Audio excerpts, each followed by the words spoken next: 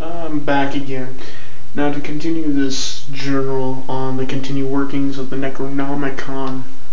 The other night I was working with Brother Boone of the Cult of the Ram. Hail Satan, brother. Hopefully you're watching this.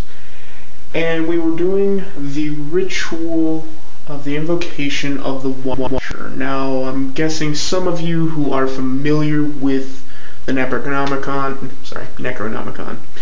will know which one I'm talking about. It's a rather short ritual, but nonetheless had an interesting effect. Right after the first calling,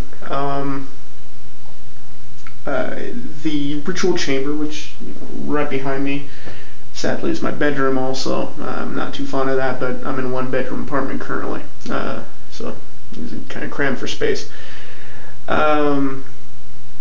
The room filled with a very heavy energy, I guess you could say. Not necessarily oppressive or negative, just heavy and watchful and very, very intense. Unlike a lot of the other workings I've done with other demons, like Leviathan, Lilith, the only two that I've ever come across who've given this very heavy feeling is Lucifer Raphael and of course Asmodeus. Both these demons being very, very, I don't necessarily want to say violent, but very interesting demons, interesting outputs, interesting energies, interesting thought patterns, at least when I was working with them. So nonetheless, so that continued on throughout the ritual and afterwards, which brings me to my next point about this ritual, which was somewhat odd. Well, not odd, just different from what I'm used to.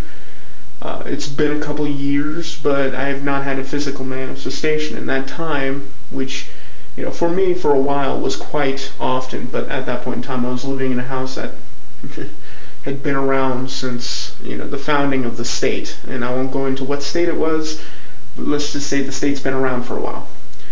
So, and the house was a fuckhole shithole. But anyway, it made perfect for a wonderful ritual house. Nonetheless, the ambience was very strong there. And possibility of other Satanists been there prior was a possibility from some graffiti I found. At least there was rebellion in that place, so the energies was there to work with quite readily. But nonetheless, during the time of after ritual, I was speaking with Boone, kind of just going in depth about currently working on a ritual for the demon Boone, his mentor, and I experienced my peripheral vision. My apologies, I'm tongue-tied tonight. A sphere of light. I don't want to say white. I'm saying white for the mere fact that I cannot explain the hue currently. It was kind of outside of my understanding level. It was a hue that I wasn't not quite familiar with, and as a graphic designer, that's odd. Anyway, and outside of this, just a continuation throughout the night, and continuing even now, there's a slight presence of something being in the chamber still. I'm not sure, possibly the offerings I was given to the entity we were calling forth was not sufficient, or they were sufficient, and the lingering of the Watcher entity is just natural, but nonetheless continues to be interesting. It's not oppressive, it's not negative, and I'm not getting the feeling that the offering was too little, which has happened to me before when I was a neophyte, and anybody that knows that that feeling isn't he knows it ain't a good one. But anyway, this kind of concludes the journal for currently. If I come more stuff from this Necronomicon workings, I'll let you guys know. And this is mainly, like I said before, kind of a journal for myself, so I can look back at it later and kind of contemplate the actions and the reactions and it's just easier doing over video nowadays than typing. So